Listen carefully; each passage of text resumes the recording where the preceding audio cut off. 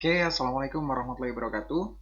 Kita lanjutkan pertemuan kita pada kuliah Business Negotiation Practice atau praktikum negosiasi bisnis, gitu ya. Jadi kita lanjutkan untuk kali ini kita akan membahas lebih detail tentang teknik-teknik yang bisa kita pakai ketika kita melakukan negosiasi, gitu ya. Jadi kalau sebelumnya pada pertemuan yang sebelumnya dulu kita udah pernah bahas tentang strateginya, kita sekarang bahas tentang tekniknya. Jadi hal yang lebih detail ya yang kita bahas. Jadi sebenarnya di dalam sebuah negosiasi, teknik-teknik negosiasi itu seperti apa aja sih gitu. Dan kalau saya boleh cerita mungkin sebelumnya ini bakal banyak juga relate sama kehidupan kita sehari-hari ya, bahwa sebenarnya kita juga sudah mempraktikkan secara nggak sadar, mempraktikkan secara real di kehidupan nyata ya, ketika kita berkomunikasi dengan orang lain, itu beberapa teknik-teknik negosiasi yang akan kita bahas gitu ya. Jadi um, saya rasa kebanyakan dari yang akan kita bahas nggak akan terlalu asing buat kita semuanya. Jadi tekniknya akan banyak, cuman saya harap ini nggak jadi something yang membosankan ya. Oke, sebelumnya seperti biasanya kita pastikan dulu kalau kita sudah melakukan presensi dengan baik di OCW ya untuk mahasiswa UNS. Kemudian kalau misalnya ada pertanyaan sekali lagi bisa ditanyakan melalui comments, kolom comments atau melalui WhatsApp group. Oke, jadi pada pertemuan yang sebelumnya kita udah bahas tentang essential intelligences ya. Jadi kecerdasan apa dan kompetensi apa sebenarnya yang harus dimiliki oleh seorang negosiator yang efektif gitu ya. Jadi di minggu lalu kita sudah membahas tentang negotiatornya, tentang orangnya yang harusnya kayak gimana. Nah, minggu ini kita ngomong tentang tekniknya. Jadi setelah orangnya udah dapet gitu ya, orangnya udah dapet, kompetensinya udah ngerti apa aja yang harus dipenuhin, apa aja yang dipersyaratkan, apa aja yang kita butuhin, dan gimana kita bisa mengakses diri kita sendiri dengan beberapa kompetensi yang harus kita miliki tersebut. Setelah itu kita harus ngerti, harus bisa memetakan ketika di dalam proses negosiasi tertentu, teknik mana yang akan kita pakai gitu ya. Jadi sekali lagi karena teknik ini adalah hal yang cukup detail, maka memang kita harus sudah menguasai itu ketika kita melakukan negosiasinya ya. Jadi um, skill yang dibutuhkan untuk menguasai teknik ini itu juga harus didapatkan dari experience juga ya, harus dari latihan juga. Makanya nanti akan kita bahas lebih detail setelah yang satu ini. Jadi kalau kita flashback ya ke pertemuan yang minggu lalu ada essential intelligences itu, jadi kita bagi menjadi tiga ini, cognitive intelligences, kemudian emotional dan interpersonal ya. Dan di dalamnya juga terdapat beberapa skill-skill lagi gitu ya, kompetensi-kompetensi yang harus kita dapatkan. Nah ini kognitif itu hubungannya sama pemahaman kita terhadap inti dari sebuah problem, inti dari sebuah isu dalam sebuah negosiasi gitu ya. Pentingnya di situ. Jadi semakin kita memiliki kognitif yang baik, kemampuan kognitif yang baik, maka kita semakin bisa untuk mengenali problemnya, untuk solve the problem dan lain sebagainya. Kemudian yang di samping kanan, yang di emotional dan interpersonal itu lebih ke gimana kita bisa build relationship dengan orang lain dan ngebentuk trust-nya gitu ya. Dan membentuk komunikasi yang baik juga ya. Dengan emotional intelligence itu kita membentuk komunikasi yang baik dengan lawan bicara kita, dengan partner kita atau klien kita. Oke, jadi ini kalau kita breakdown di dalamnya ada dari emotional intelligence ada 5 ya. Kemudian dari interpersonal intelligence ada lebih banyak lagi, ada 8. Dan itu tadi yang kita bahas di sesi yang lalu. Jadi kalau misalnya masih belum clear dengan yang tadi, yang intelligence tadi, bisa dicek di video yang sesi sebelumnya. Oke, untuk hari ini kita akan spesifik bahas tentang teknik ya, tentang teknik di sini dari bukunya Lewicki. Di situ disebutkan bahwa ada banyak sekali, sebenarnya ada banyak sekali, bahkan tidak terbatas pada yang akan kita pelajari di sini, melainkan masih luas banget, masih bisa dieksplor banget. Itu adalah teknik-teknik yang digunakan dalam sebuah negosiasi gitu ya. Jadi Ini adalah teknik-teknik yang berhasil dikompilasi oleh Lewiki melalui beberapa cara ya, melalui riset, melalui interview dan lain sebagainya. Di sini kalau di buku itu ada 18, teknik. Kemudian di sini saya narrow down jadi 16 yang mungkin lebih spesifik untuk negosiasi yang berhubungan dengan konteks bisnis saja ya. Jadi yang di luar konteks bisnis kita nggak akan bahas. Oke, jadi kalau misalnya dari 16 tadi yang saya sebutin itu sebenarnya ada apa aja sih gitu ya. Jadi nih banyak banget ya. Jadi ini istilah, sekali lagi ini istilah ya. Ini istilahnya kita nggak perlu hafal. Ini istilahnya misalnya contoh di sini, saya akan memakai teknik salami gitu ya. Bukan itu poinnya. Di sini istilah-istilah di sini hanya dipakai untuk mempermudah kita untuk memahami saja ya, untuk memahami saja. Jadi kita nggak harus hafal istilah-istilah ini dan definisinya seperti apa gitu ya. Yang penting kita ngerti bahwa ada teknik seperti ini dan teknik ini bisa kita gunakan dan kita gunakan itu pada saat apa gitu ya. Itu yang paling penting di sini, esensinya adalah itu. Jadi bukan ngafalin istilahnya gitu ya. Jadi yang dimaksud quick close apa? Jadi quick close ya itu cuma istilah. Quick close jadi bisa langsung kita lihat kan, kalau quick itu cepat, close itu nutup ya, close itu menutup sebuah negosiasi atau mengakhiri ya sebuah negosiasi dengan dealing pastinya ya, dengan tanda tangan kontrak dan lain sebagainya gitu. Gimana caranya kita bisa closing, kita bisa akhirnya ngejual produk kita dengan cepat gitu. Kayak itu kalau quick close. Jadi istilah-istilah di sini hanya bantu kita aja gitu ya. Beberapa memang masih asing ya, dan beberapa memang konteksnya sebenarnya konteks di Amerika sana mungkin ya, jadi nggak begitu populer di tempat kita, kayak misalnya istilah salami itu ya, di kita nggak populer makanan salami. Tapi kita akan tetap pakai stuck sama istilah yang ada di sini aja ya. Oke, jadi yang pertama itu ada forbearance and silence ya. Jadi forbearance and silence ini kayak gimana sih?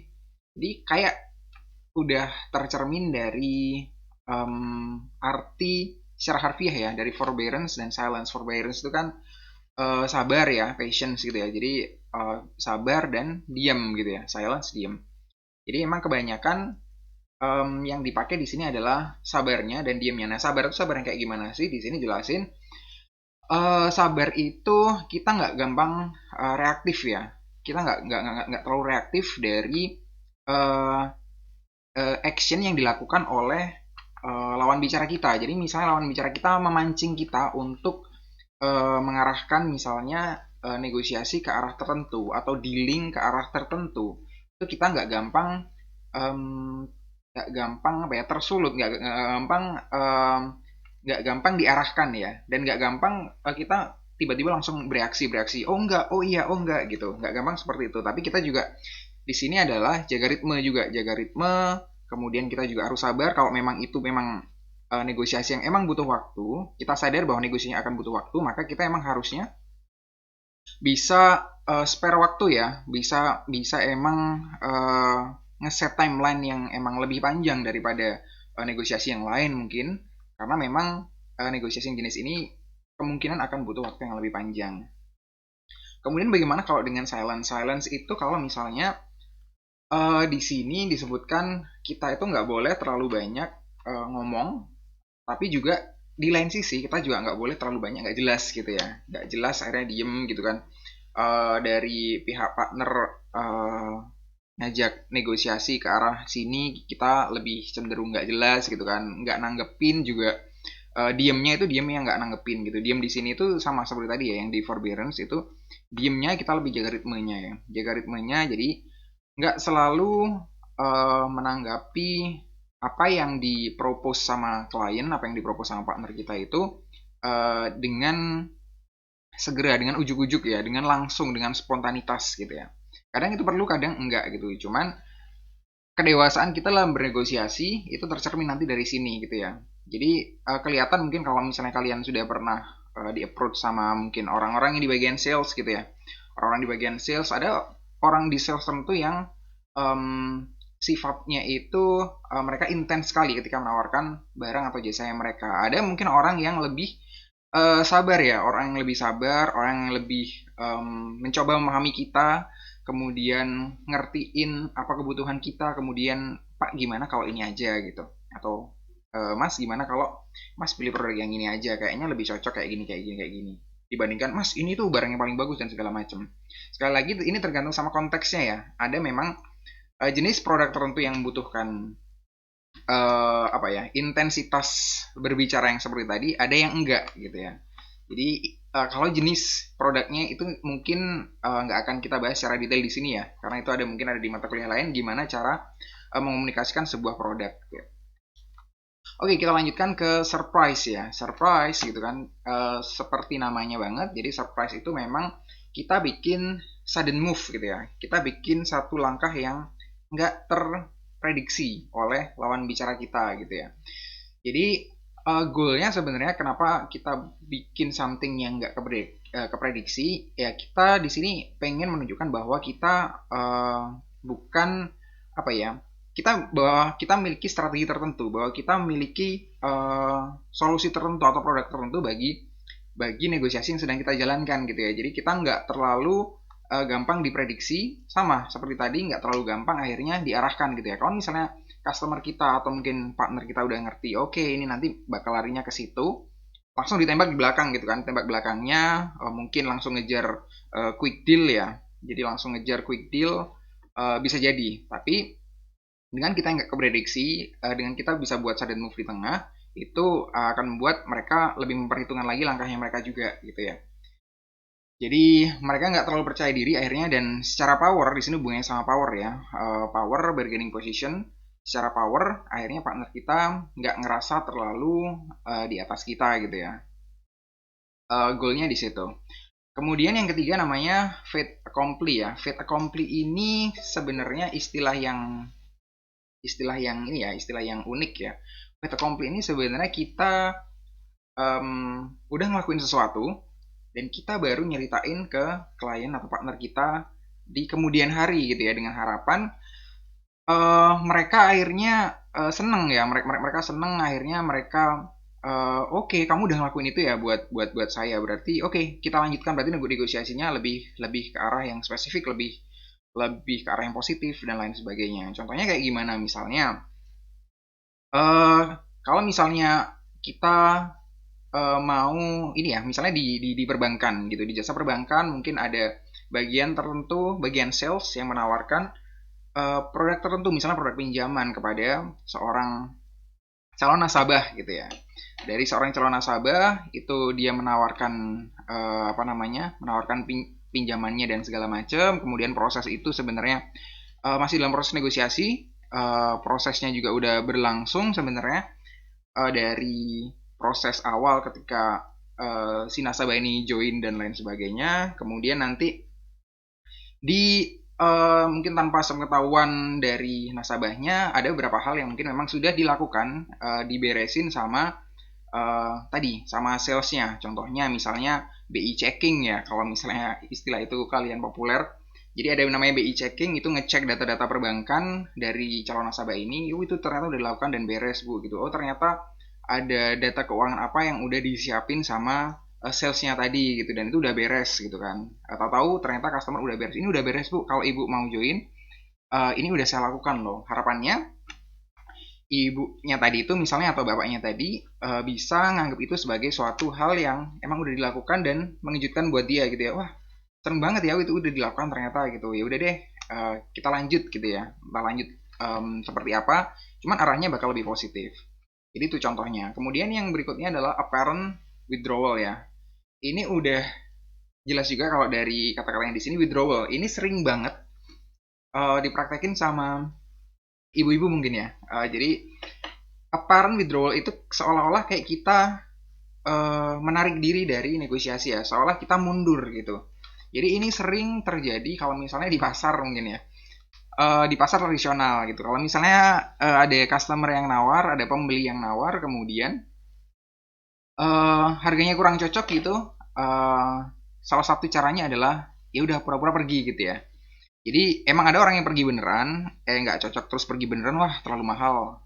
Ada yang karena dia pengen si pembeli ini nanti mempertimbangkan dia bahwa dia sebenarnya punya power untuk pergi gitu ya. Dia punya power untuk nggak butuh gitu. Jadi seolah-olah dia mempersepsikan dirinya itu nggak butuh gitu ya. Jadi oke, aku pergi aja, aku nggak butuh kok. Sehingga nanti pembeli bisa berpikir bahwa pembeli yang lebih butuh gitu kan. Oke, aku butuh uangnya, aku butuh margin segini, ya udah aku panggil balik ibu, oke deh, jadi gitu ya. Sebenarnya nggak cuma ibu-ibu ya, saya pun juga pernah melakukan beberapa kali hal seperti ini dan it works gitu ya, it really works.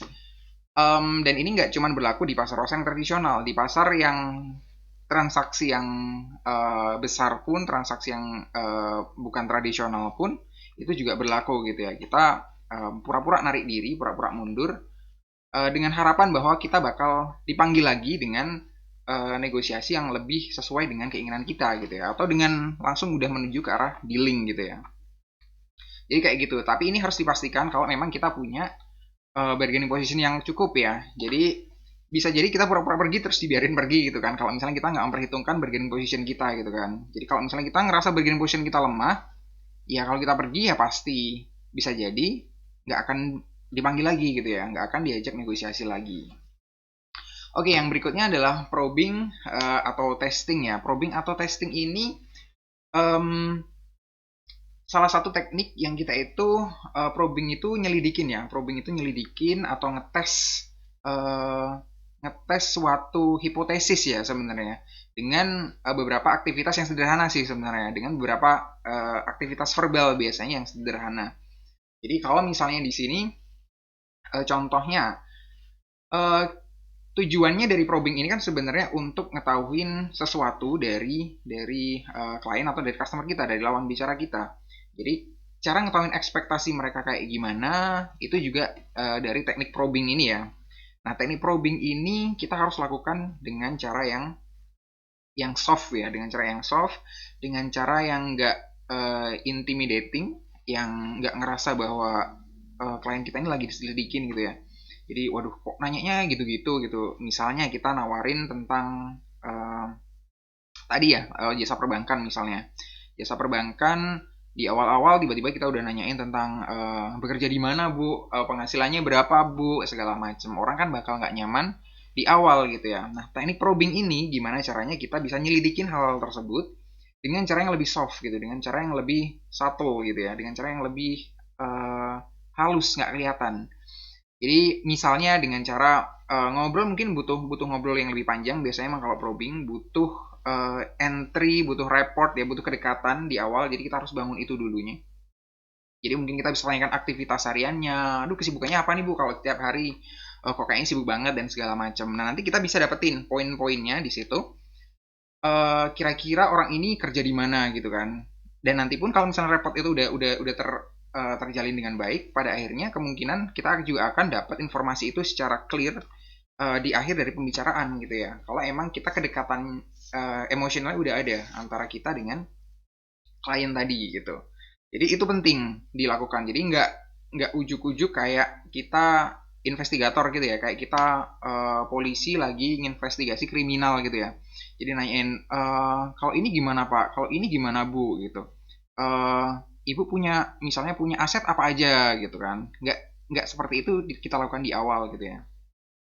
Jadi penting untuk membangun reportnya tadi itu dan penting untuk melakukan ini secara subtle ya, secara halus gitu. Jadinya orang nggak ngerasa lagi diinterogasi. Jadi ini saya kira quite clear dan ini penting banget. Nah, di sini kan disebutin bahwa it is one of the most important tactics when used properly ya. Makanya use properly. Jadi kita harus dengan cermat bisa menggunakan teknik ini gitu ya. Dan yang terakhir itu it narrows the distance between the negotiators gitu ya. Jadi ini emang akhirnya memperpendek jaraknya ya. Jadi akhirnya mendekatkan kita dengan klien gitu dengan cara yang positif, dengan cara yang baik.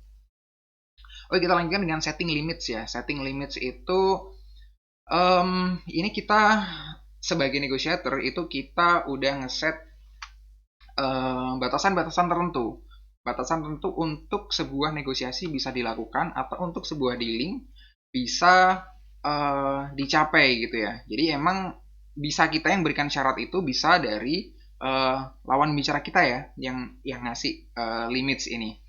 Jadi limit ini adalah berupa misalnya seperti ini ya. Jadi seseorang akan mau bernegosiasi hanya jika dia ada pada kondisi tertentu, atau mungkin dia melakukan negosiasi di tempat tertentu gitu ya, atau mungkin pada waktu tertentu saja gitu, dan dengan cara-cara tertentu. Jadi ini sering pada prakteknya sering dilakukan.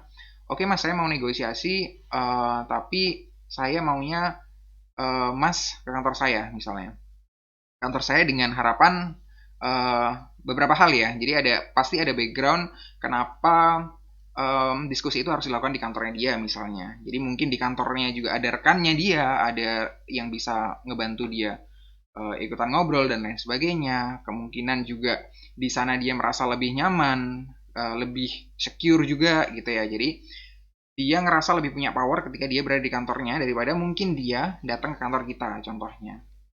Jadi itu setting limits gitu ya. Jadi ada syarat-syarat tertentu yang emang dipakai gitu. Dan bisa juga kalau misalnya ini ya, dia juga pakai orang lain, pakai pihak ketiga untuk melakukan negosiasinya. Jadi dia nggak ngelakuin sendiri, tapi pakai orang lain yang lebih paham mungkin terhadap konteks permasalahan di negosiasinya. Oke, berikutnya adalah venting. Venting ini apa ya, mengecoh ya. Jadi mengecoh, venting ini mengecoh artinya jadi kayak misalnya kita kayak melakukan gerakan tertentu gitu ya, kayak misalnya di pertandingan uh, di pertandingan apapun ya, tinju atau apa, yang kita seolah-olah mau bergerak ke kanan tapi sebenarnya kita bergerak ke kiri gitu ya. Nah itu adalah venting. Venting ini ya diversion part ini ya, jadi kita emang mengalihkan uh, pembicaraan kita, mengalihkan apa ya, topiknya dari topik satu ke topik yang lain untuk misalnya nutupin sesuatu gitu ya, untuk nutupin sesuatu. Nutupin apa aja contohnya? Contohnya hal-hal yang kita nggak gitu paham ya, kita nggak gitu paham. Tiba-tiba misalnya kita jualan produk mobil misalnya. Ini saya pakai semua contohnya yang retail ya. Saya pakai contoh yang retail agar lebih clear ya contohnya gimana. Tapi bukan berarti ini hanya berlaku di retail. Jadi di bisnis B2B itu akan banyak juga contohnya. Cuman yang akan saya pakai adalah contoh di retail untuk gampangnya, karena itu yang kita hadapin sehari-hari. Jadi balik tadi, kalau misalnya contohnya ada penjual mobil gitu ya, ada penjual mobil, ternyata yang mau beli itu orang yang ngerti mobil banget gitu kan, orang yang ngerti mobil banget segala macem, dia nanya-nanya segala macem gitu, ternyata si salesnya ini tadi nggak gitu paham gitu. Nah dia kalau misalnya nggak gitu paham, sebenarnya ada dua opsi gitu. Yang pertama, ya udah tunggu pak, saya mau konfirmasi dulu misalnya ke rekan kerja saya atau ke atasan saya terkait informasi yang bapak tanyakan tadi. Itu lebih soft sih sebenarnya, lebih lebih oke yang seperti itu gitu. Cuman ada resiko bahwa ya udah mas, saya nggak nanya ke mas gitu, saya nanyanya ke temannya mas aja yang lebih ngerti. Bisa seperti itu ya. Akhirnya sales bisa jadi lepas dari uh, orang yang tadi, dari sales eksekutif yang tadi. Atau bisa juga kita ngeles ya, di sini ngeles sih lebih tepatnya, ngeles. Jadi ngeles, kalau misalnya ada pertanyaan seperti itu, kita ngeles gitu. Jadi kita ngeles dengan informasi yang nggak kelihatan kalau kita ngeles, terlalu ngeles gitu ya. Jadi kalau misalnya tadi nanyain tentang tenaga kuda gitu, tenaga kudanya mobil ini berapa mas tenaganya, powernya berapa HP gitu kan. Kita nggak ngerti misalnya, mungkin kita bisa pakai range, atau mungkin kita bisa pakai perbandingan dan segala macam. Jadi kalau tepatnya kita nggak ngerti, kita tetap bisa menyampaikan itu dengan elegan gitu ya, yang penting. Jadi seperti itu. Atau mungkin isu-isu yang sensitif gitu ya. Jadi kita menghindar dari pembicaraan ke topik tertentu. Itu venting. Kemudian association. Association ini sering banget di jualan juga. Association ini kalau misalnya di sini sebutin, jadi kalau misalnya kita jualan ke orang lain, kita menawarkan produk ke orang lain dengan mengasosiasikan produk kita terhadap perusahaan lain gitu yang mungkin udah besar, udah sukses gitu ya, atau orang lain lah contohnya gitu. Bapak tahu kan perusahaan ini pak, perusahaan misalnya perusahaan komputer gitu ya, atau terlalu besar ya, atau toko lah, atau toko misalnya. Bapak tahu misalnya contohnya swalayan luas itu pakai software dari kami pak gitu. Jadi softwarenya untuk keuangan, untuk kasir dan segala macam di semua cabang luas itu pakai dari kami. Dengan harapan orang ngerti luasnya kan, orang ngerti luasnya. Mungkin orang memang belum ngerti tentang produk kita cukup detail ya, tapi at least orang akhirnya ngerti tentang luasnya gitu. Kalau orang Solo ya, kalau orang Jawa Tengahan, orang ngerti tentang luas, oke, luas aja pakai software dari eh, provider ini gitu. Jadi berarti teruji dong, berarti softwarenya bagus dong, berarti softwarenya bisa diandalkan dong gitu ya. Jadi akhirnya orang punya pandangan seperti itu dengan adanya asosiasi seperti tadi ya. Jadi harapannya kalau misalnya saya juga pakai, saya sebagai customer pakai produk dari dia, harapannya saya juga bisa sukses kayak luas dan segala macam. Ini yang disebut asosiasi. Ini sering banget kalau kita jadi sales di lapangan akan berguna banget kita ngomong tentang association, atau yang sekedar yang orang yang dikenal sama calon customer tadi ya, misalnya ya, bapak ini ya temannya ini, oh iya pak ini kemarin habis beli mobil yang tipe ini dan wah bapaknya seneng banget pak gitu. Jadi ini udah bulan kedua sih kemarin saya ketemu sama bapaknya juga, mobilnya si Pak ini tuh ngerasanya seneng banget gitu dengan dapat mobil ini dan segala macam yang kayak gitu ya. Jadi itu namanya association. Ada yang namanya disassociation. Ini kebalikannya, disassociation itu kalau misalnya um, kita nggak pengen dikonek-konekin sama sesuatu gitu ya. Jadi kita nggak pengen misalnya kita udah ketemu, kita berada di bisnis yang di industri yang ada salah satu pemain industri yang melakukan fraud misalnya. Contoh, ada seorang klien yang mau kita deketin gitu ya, kita mau propose produk kita, ternyata di kompetitor kita itu habis dapat berita segala macem, dapat berita kalau misalnya kompetitor ini ngadain penipuan ke customer dan segala macem, atau di brand yang sama, di brand yang tempat kita bekerja juga, tapi di luar negeri itu juga melakukan hal yang sama gitu. Jangan-jangan orang berpikir kan, jangan-jangan di Indonesia hal tersebut juga bakal terjadi dong. Jangan-jangan resiko yang ada di luar negeri tadi juga akan terjadi pada saya juga, gitu kan. Nah, makanya di sini penting untuk disassociate ya. Kita meyakinkan lawan bicara kita kalau kita sebenarnya nggak ada hubungannya sama sama yang itu tuh nggak ada hubungannya. Kadang juga itu jadi advantage buat kita kalau misalnya itu di kompetitor ya terjadinya. Benar Pak, itu memang terjadi kemarin di kompetitor kita. Kompetitor kita itu emang kalau dari berita yang saya baca sih gitu, emang dari informasinya emang seperti ini, seperti ini, seperti ini. Tapi Bapak nggak usah khawatir kalau misalnya di tempat kita, di brand saya atau di brand kami itu SOP dari kita tuh seperti ini kok Pak gitu. Jadi kita cukup berbeda dengan mereka secara sistem yang ada di dalam. Jadi kita sudah seminimal mungkin mereduce risk yang seperti itu. Jadi itu bisa dilakukan gitu ya ketika di sebuah negosiasi. Ketika misalnya kita ngerasa kita nggak pengen dihubung-hubungin sama sesuatu yang memang biasanya negatif ya. Kemudian crossroads ini sebenarnya kita mengasih apa namanya lawan bicara kita itu dengan pilihan yang persimpangan ya. Crossroads kan persimpangan dengan ngasih pilihan yang sebenarnya sama-sama pilihan itu akan menjurus ke deal yang kita harapkan, cuman di arah yang berbeda gitu ya. Kalau kita mungkin punya beberapa dealing, punya beberapa hal yang kita tawarkan, itu nanti ada dealing A, dealing B, dealing C misalnya. Kita punya tiga itu, ya udah tiga-tiganya itu kita berikan opsinya. Kita berikan buat dia. Sebenarnya ya udah terserah nanti dari pembicaraan dari negosiasi berikutnya itu dia akhirnya pilih yang mana. Itu nanti kita ikutin lebih lanjut gitu ya. Yang penting sudah ada setidaknya ada tiga dealing yang udah kita sodorkan ke dia untuk dia nanti ngarah ke sana gitu ya. Jadi Crossroad ini udah ngasih opsi di depan gitu ya. Jadi opsinya ini juga harus sesuai dengan ekspektasi dari customer. Cuman kadang-kadang kita nggak ngerti ekspektasi customer itu lebih pengen yang mana gitu. Ya udah kita langsung aja kasih kasih tiga-tiganya. Kira-kira kalau yang A itu benefitnya kayak gini, kemudian kekurangannya kayak gini, B kayak gini, C kayak gini gitu ya. Jadi lebih kayak gitu. Itu crossroad. Kemudian yang terakhir, oh bukan yang terakhir, yang berikutnya ada blanket namanya.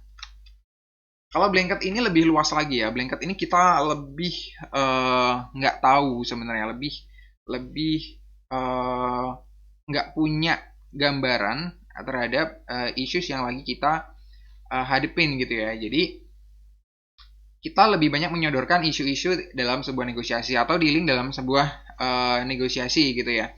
Jadi harapannya dengan banyak hal yang kita sodorin gitu, misalnya pak gini pak, pak kita punya produk A segala macam, yang ini kayak gini, waduh enggak mas, saya kalau kayak gitu nggak bisa. Oke pak, kita masih ada B gitu, yang B kayak gini, C kayak gini gitu ya. Atau mungkin udah disodorin dari awal banyak banget pilihan tanpa kita ngerti-ngerti banget sebenarnya tentang ekspektasi dari customer gitu ya. Bedanya kalau yang di sebelumnya tadi, kita udah lebih ngerti ya tentang ekspektasinya customer itu kayak gimana, dan kita ngarahin ke beberapa dealing aja gitu. Sedangkan kalau blanket ini kita benar-benar nggak tahu. Makanya di sini sebutkan ini kayak nembakin shotgun ya. Jadi kita asal nembak banyak kayak nyebar jaring gitu ya. Udah yang mana yang dapet ya itu nanti yang dilanjutin ya negosiasinya. Jadi yang blanket ini lebih kayak gitu. Jadi disebut blanket karena ini mengcover area yang luas gitu ya. Ini sebenarnya nggak begitu, konteksnya agak aneh sih kalau di Indonesia ya. Cuman istilah ini akan tetap kita pakai. Jadi blanket ini karena mengcover banyak area ya, area yang luas gitu. Oke, kita lanjutin yang berikutnya itu ada randomizing ya. Randomizing ini sebenarnya teknik jualan juga, teknik kita propose something ketika kita ngadepin ke customer. Biasanya kita emang pakai sampel ya. Biasanya kita emang bawa sampel ke seorang calon customer gitu ya, atau calon partner kita. Dan yang pasti bisa dipastikan dan harusnya memang seperti itu, sampel yang kita bawa adalah sampel yang paling baik gitu ya. Jadi jangan sampai kita bawa sampel yang produk yang fail gitu kan, kita nggak mungkin bawa yang kayak gitu. Dan kalau ada pilihan dari produk yang ada yang kita bisa bawa sampel, misalnya ada 100 barang yang ada di inventory kita, di gudang kita untuk sampel ini kita akan pilih satu yang terbaik gitu. Harapannya apa? Harapannya adalah customer bakal ngelihat bahwa oke, ternyata bagus banget barangnya gitu. Emang kualitasnya seperti ini ya, kualitas yang grade A yang kita bawa gitu.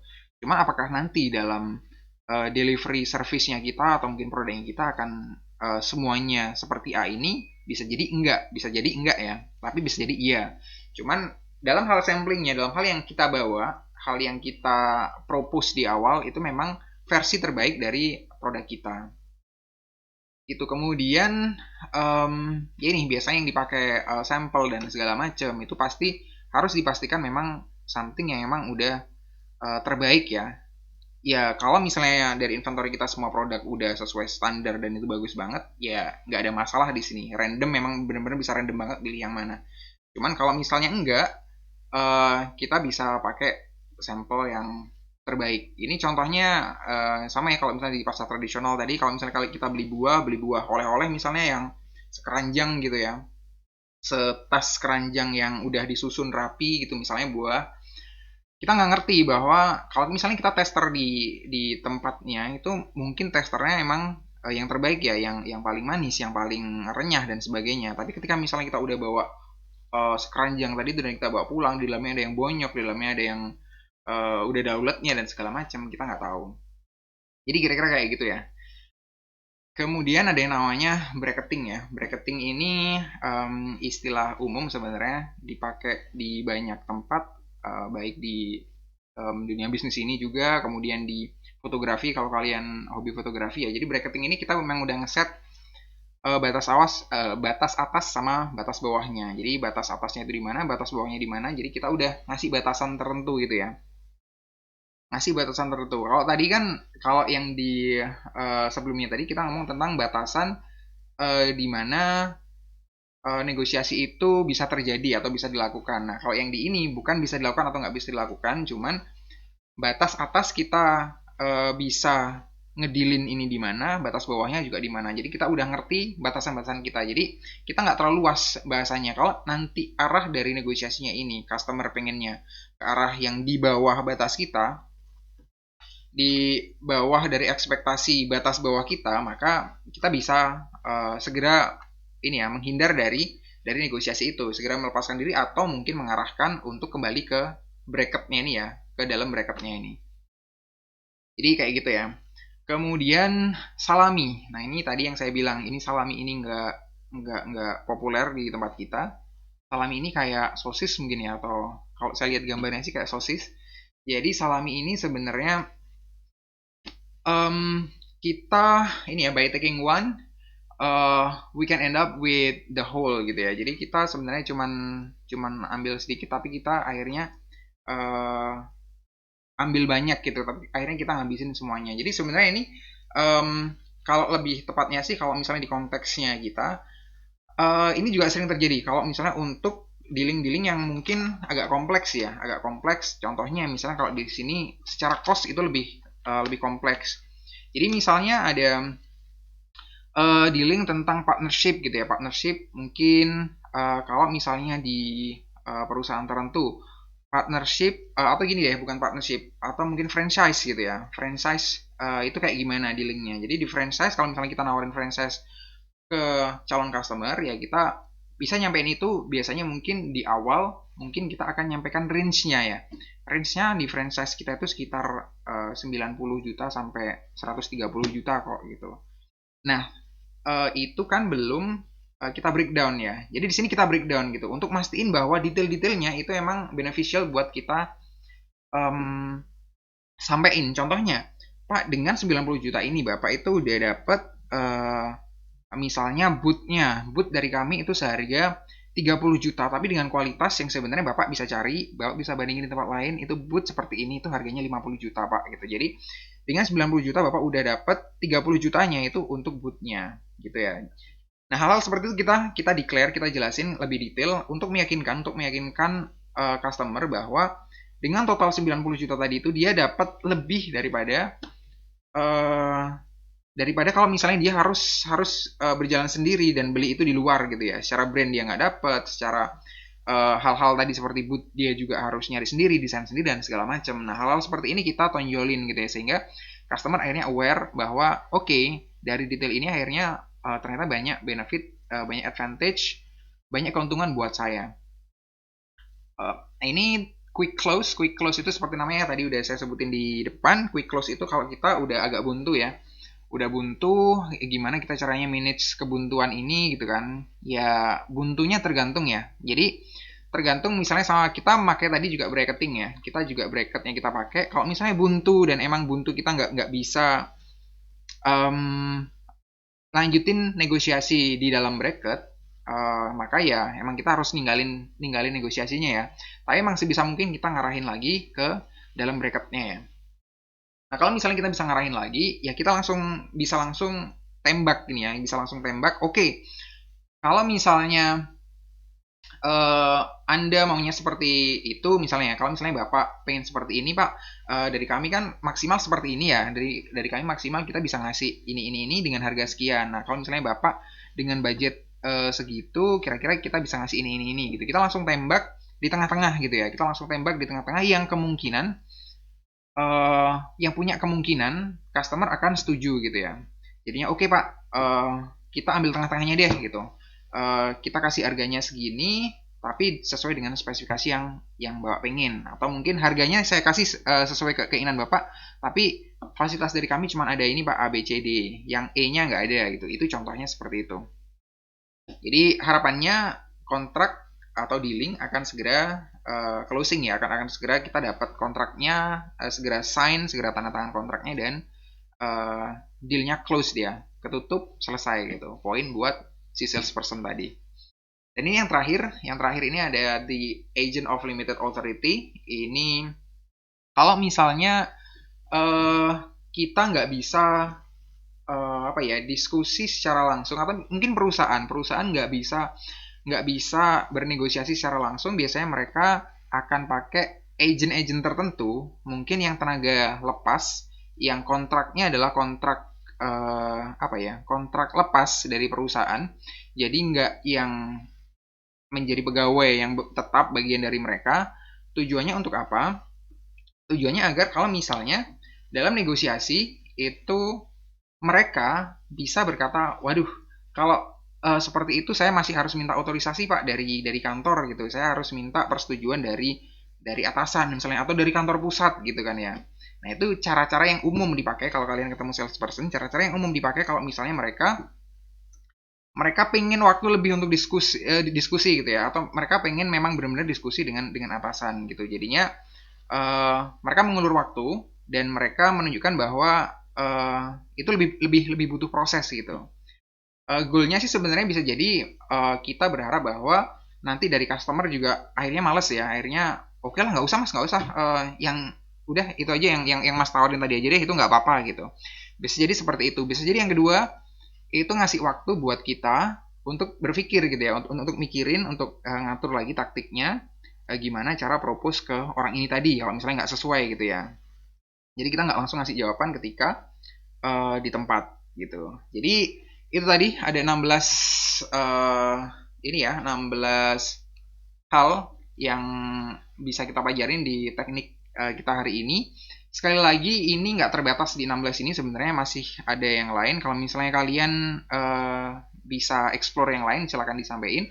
Kemudian juga yang kedua adalah teknik-teknik ini nggak terlepas satu sama lain ya. Ini bisa digunakan bareng-bareng, mix di antara 16 ini gitu. Di antara 16 ini bisa dicampur-campur yang mana yang bisa dipakai gitu ya. Dalam saat yang sama.